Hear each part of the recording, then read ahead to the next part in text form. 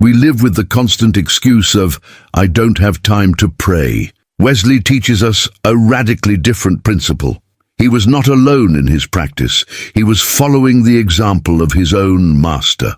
The Gospel of Mark tells us about Jesus, and rising very early in the morning, while it was still dark, he went out and departed to a solitary place, and there he prayed.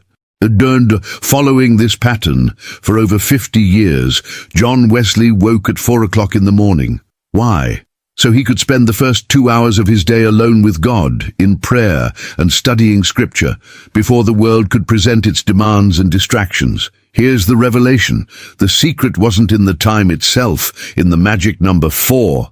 The secret was in the principle of primacy, in the principle of first fruits.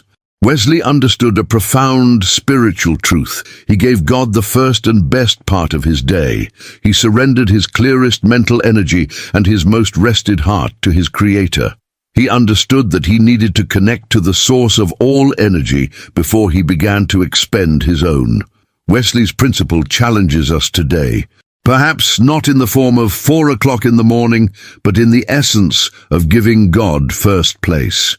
It's the principle of the first 15 minutes, the discipline of, before picking up your phone to check notifications, before turning on the television to hear the bad news, before diving into the day's list of worries, giving the first, purest moments of your consciousness to a silent connection with God. Think about it. Morning prayer, disciplined and focused, is like the soul's first breakfast. Trying to face the demands and spiritual battles of the day without it is like leaving home to run a marathon on an empty stomach. The purpose of being filled with the Spirit of God is not to become a private lake of blessings. The purpose of being filled is to overflow. It is to become a spring that irrigates the dry and thirsty land around us. But there was a final principle, a deeper secret, that transformed John Wesley's prayer from a scheduled event to a state of being, and he confronted a pain many of us feel, the pain of disconnection. We schedule time with God in the morning, but the moment we walk out the door, we feel as if we've left God behind. Wesley read the Apostle Paul's instruction in 1 Thessalonians chapter 5, "Pray without ceasing." And he didn't read it as a poetic, unattainable suggestion. He read it as a literal command and a real possibility. He didn't see prayer as something he did, but as the very air he breathed.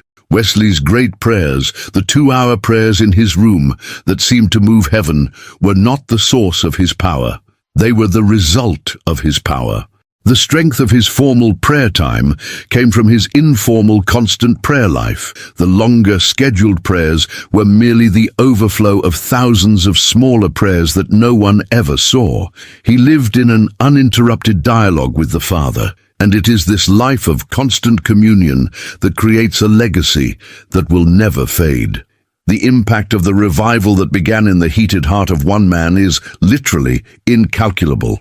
Your prayer today for your family, for your city, for a nation, could be the answer to a problem your great-grandchild will face in the future. Don't underestimate the power of a life of faithful, anonymous intercession. You are planting trees whose fruit you may never taste, but which will nourish generations you will never know. You are digging wells from which others will drink long after you are gone.